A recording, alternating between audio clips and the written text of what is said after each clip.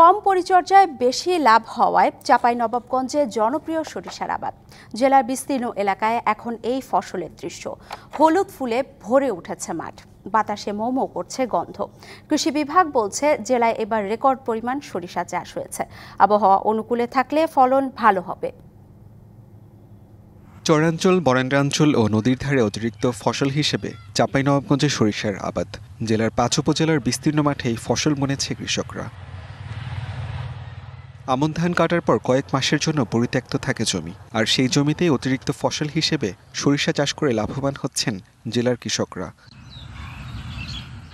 সামান্য পরিচর্যায় চাষ করা যায় বলে দিন দিন জনপ্রিয় হয়ে উঠছে সরিষার আবাদ। আবহাওয়া অনুকূলে থাকলে ভালো ফলনের আশা চাষিদের।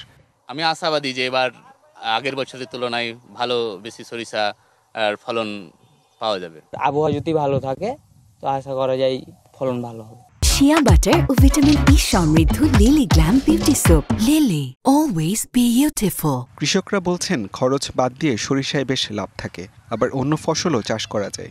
খরচ আপনার হাল পাইট এটা ওটা দিয়ে আপনাদের যে সার পানি দিয়ে মোটামুটি ৭-৮ হাজার মতন খরচ হয়। দেখা যায় এবছরটা তো ফলন মোটামুটি ভালোই। এবারকার তো খুব ভালোই আশা করছি।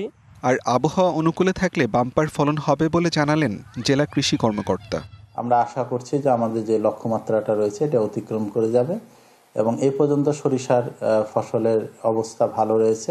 এই সরিষাগুলোর তেলের গুণগত মান অনেক ভালো এবং কৃষকদের ভিতরে আমরা যে প্রচারণাগুলো চালিয়েছিলাম সেটার ফলশ্রুতিতেই কিন্তু আমাদের আজকের এই অর্জনটা।